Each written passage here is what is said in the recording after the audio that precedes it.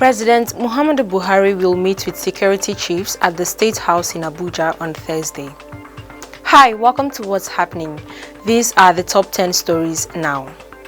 At number 10, the Nigeria Center for Disease Control has said that the cholera disease has been reported in 23 states and the Federal Capital Territory since the beginning of the year, and that over 1,178 persons have died from the infection.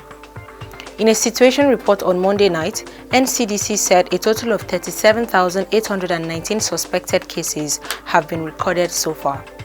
The states are Benue, Delta, Zamfara, Gombe, Bayelsa, Kogi, Sokoto, Bauchi, Kano, Kaduna, Plateau, Kebbi, Cross River, Niger, Nasarawa, Jigawa, Yobe, Kwara, Enugu, Adamawa, Katsina, Borno, Taraba, and FCT. The center, however, said there has been a decrease in the number of new cases in the last 2 weeks. At number 9, the National Drug Law Enforcement Agency, Akwa Ibom State Command, has seized a total of 165 kilograms of hard drugs from 105 youths in 4 months. The NDLEA State Commander, Obot Basi, disclosed this on Monday in Uyo. Basi decried the alarming rate of youth involvement in illicit drugs business, heinous crimes such as rape, banditry, armed robbery, kidnapping, as well as cultism among secondary school children in the state. She also advised the state government to introduce drug testing in secondary schools, saying the drug test would detect students whose violent behavior were influenced by the abuse of hard drugs.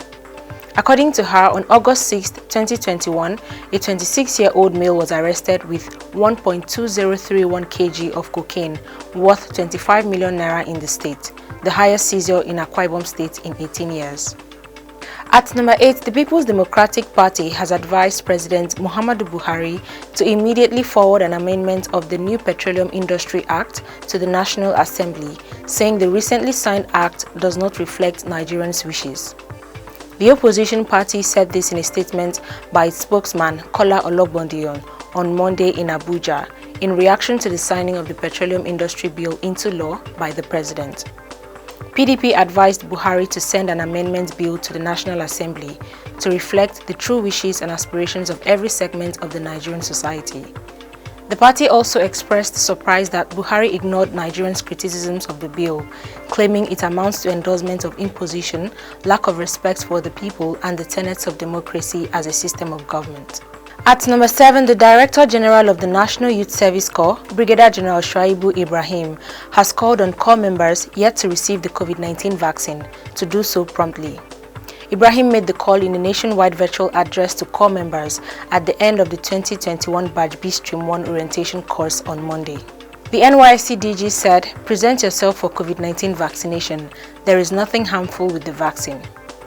He also urged the corps members to sensitize Nigerians on the non-pharmaceutical safety protocols of COVID-19.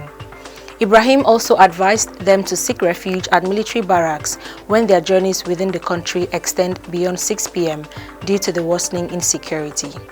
At number 6, the federal government has revealed plans to borrow about 4.89 trillion naira from internal and external sources to finance the deficit in its proposed 2022 budget of 13.98 trillion naira. The Minister of Finance, Budget and National Planning, Zainab Ahmed, disclosed this at an interactive session organized by the House of Representatives Committee on Finance on the 2022-2024 Medium-Term Expenditure Framework and Fiscal Strategy paper on Monday in Abuja. Ahmed stated that while the government plans to borrow to fund the 5.62 trillion naira deficit in 2022, it will reduce capital expenditure by 259.315 billion naira, as the reduction would become necessary due to economic volatility occasioned by unstable global oil markets, as well as the effects of the COVID-19 pandemic. At number 5, a light military transport aircraft developed by the Russian Army crashed during a test flight on Tuesday. The aircraft's developer, United Aircraft Corporation, told Agence France Presse that the incident took place during the final approach for landing near the Kubinka airfield outside Moscow. Images broadcast by Russian state TV and shared on social media showed the plane catching fire before plummeting to the ground and exploding. 3 people who were on board the aircraft were said to have died. Russia's United Aircraft Developers said the fate of the crew is currently not known. At number 4, the People's Democratic Party has rescheduled its planned National Working Committee meeting in honor of the late former Deputy President of the Senate, Ibrahim Mantu, who died in Abuja in the early hours of Tuesday. This was contained in a statement released on Tuesday by the PDP National Publicity Secretary, Kola Olobondiyon, titled PDP Mourns Ex-Deputy Senate President Mantu. NWC reschedules today's meeting in his honor to meet tomorrow. The party said the late Mantu played key roles in stabilizing the Senate for greater legislative productivity. At number 3, the Nigerian Meteorological Agency has predicted heavy rainfall in some parts of the country from Tuesday to Thursday. This, the agency said, might affect smooth flight operations across the country. The weather forecast was contained in the impact-based weather forecast released by NIMET on Monday.